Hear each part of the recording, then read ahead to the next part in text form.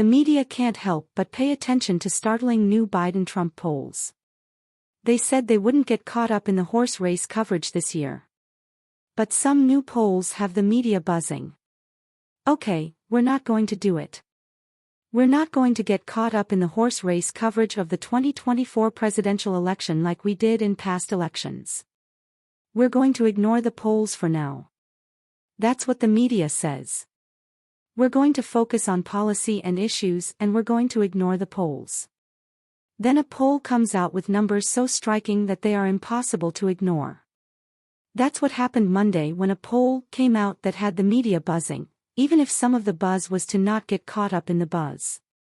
Surveys by the New York Times, Siena College and the Philadelphia Inquirer found that Donald Trump was ahead among registered voters against President Joe Biden in 5 of the 6 states that could very well determine the 2024 election: Michigan, Arizona, Nevada, Georgia, and Pennsylvania.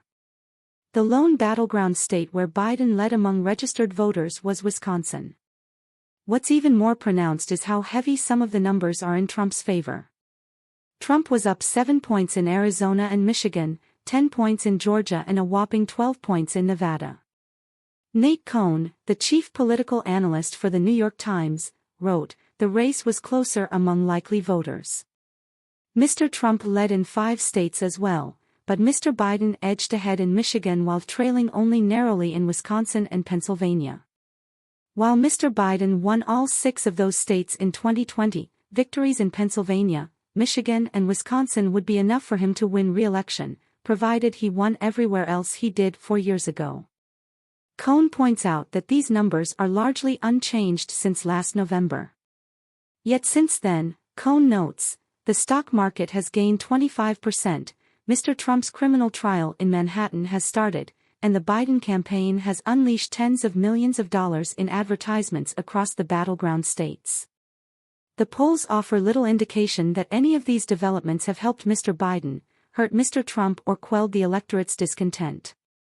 Instead, the surveys show that the cost of living, immigration, Israel's war in Gaza, and a desire for change continue to be a drag on the president's standing.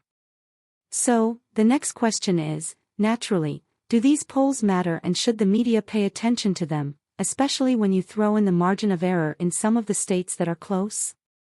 Biden's camp, of course, says no. Jeff Guerin, a pollster for the Biden campaign, released a statement saying, "Drawing broad conclusions about the race based on results from one poll is a mistake. The reality is that many voters are not paying close attention to the election and have not started making up their minds," a dynamic also reflected in today's poll. These voters will decide this election, and only the Biden campaign is doing the work to win them over. Talking on his Morning Joe show on MSNBC, Joe Scarborough said, "The New York Times Siena poll traditionally has consistently slanted toward Donald Trump. And what's so funny is, the Times will release their polls, liberals will run around with their hair on fire for about a month. And then like 3 days later polls will come out that will show a deadlocked race." Perhaps, although the Times' Frank Bruni, talking about the Democrats' optimism, writes, "I can't help worrying that such hopefulness verges on magical thinking and is midwife to a confidence, even a complacency, that Biden cannot afford. He needs to step things up, to defend his record more vigorously, make the case for his second term more concretely, project more strength, and more effectively communicate the most important difference between him and his opponent. Biden genuinely loves America, while Trump genuinely loves only himself." Yes, we're still 6 months away from the election. So much could happen, here and abroad, between now and then. Still, according to The Hill's Nick Robertson, CNN's Van Jones said, "It should be a wake-up call. Young people are upset. And it's not just the situation in Gaza, the economic prospects for young people are miserable."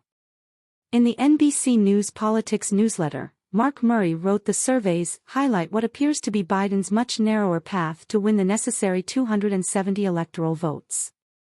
The Washington Post's Aaron Blake wrote that Monday brought a reality check on the difficult path to re-election Biden still faces.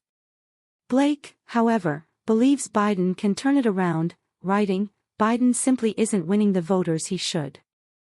And while there are signs he could turn it around, there's little margin for error. And little chance that such numbers can't be ignored, even if the election is still far down the track. Upon further review, Judd Legum has a newsletter on Substack called Popular Information. He describes the newsletter as independent accountability journalism and himself as progressive.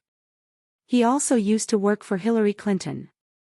However, he still has what comes off as a pretty level-headed piece, called The Real Cancel Culture, which looks back at the whole incident of NPR editor Yuri Berliner leaving the company after writing a scathing piece accusing NPR of losing the public's trust with unbalanced coverage, among other things.